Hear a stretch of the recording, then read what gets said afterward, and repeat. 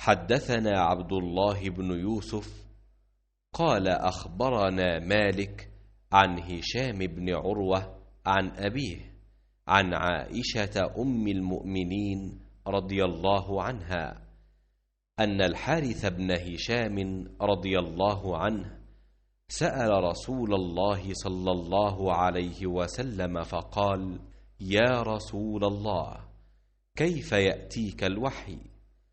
فقال رسول الله صلى الله عليه وسلم: أحيانا يأتيني مثل صلصلة الجرس وهو أشده علي فيفصم عني وقد وعيت عنه ما قال، وأحيانا يتمثل لي الملك رجلا فيكلمني فأعي ما يقول.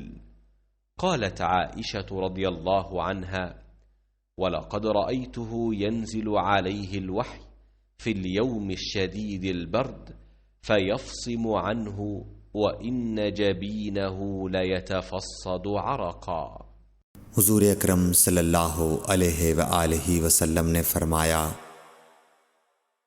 کہ وحی نازل ہوتے وقت کبھی مجھ کو گھنٹی کی سی آواز محسوس ہوتی ہے، اور وحی کی یہ کیفیت مجھ پر بہت شاخ گزرتی ہے۔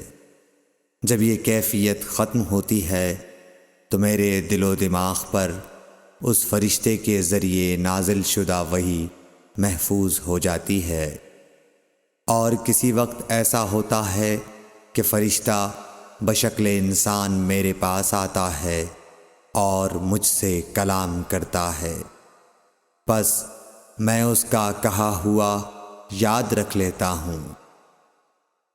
صحیح بخاری حدیث نمبر 2۔